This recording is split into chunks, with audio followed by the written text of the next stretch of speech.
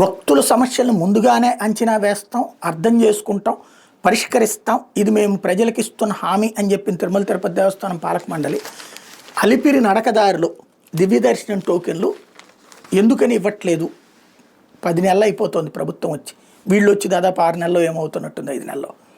బేసిక్గా ఎందుకు ఆలోచించట్లేదు అంటే, ప్రతిసారి కూడా తిరుమల తిరుపతి దేవస్థానం ఆలోచించాల్సింది ఏంటంటే, ఇవాళ కాదు రేపటి గురించి ఆలోచించాలి పాలక మండలి. ఈ వారంలో ఏం ఇంపార్టెంట్ ఉంది, భక్తులు ఎక్కువగా వచ్చే రోజులేంటి, ఆ రోజున ఏం ఏర్పాట్లు చేయాలి, ఇది సీరియస్గా దృష్టి సారించాలి. ఈ మెట్ల మార్గంలో వచ్చేటటువంటి వాళ్ళకి ఇదివరకు దివ్య దర్శనం టోకెన్లు ఇచ్చేవాళ్ళు. అంటే ఈ సర్వదర్శనం క్యూలో కాకుండా సపరేట్గా కొంచెం తొందరగా, ఎందుకంటే మెట్ల దారిలో నడిచి వచ్చి ఉంటారు కాబట్టి. ఒకప్పుడు నేను అక్కడ ఉన్నటువంటి సందర్భంలో, వర్క్ చేసినటువంటి సందర్భంలో ఇష్యూ రైట్ చేసినప్పుడు ఆనాడు పాలక మండలి ఓకే చేసినటువంటిది.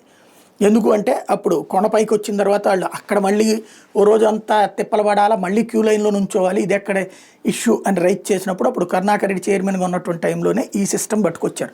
ఆ తర్వాత ఆదికేశవ నాయుడు దాన్ని మరింత ముందుకు తీసుకెళ్ళి 2 వైపులా కూడా కౌంటర్లు పెట్టించడం ఇవన్నీ చేసుకొచ్చారు. ఆ తర్వాత రోజుల్లో అది కంటిన్యూ అవుతూ వచ్చింది. తర్వాత మొన్నటిసారి కరోనా టైంలో ఆపారు. ఆ తర్వాత ఇవ్వాలన్నప్పుడు అదేదో పులి గొడవ అని చెప్పేసి అక్కడ ఆపారు. తర్వాత దివ్య దర్శన టోకెన్లు ఇస్తామని వీళ్ళు రాగానే చెప్పారు, అవ్వలేదు.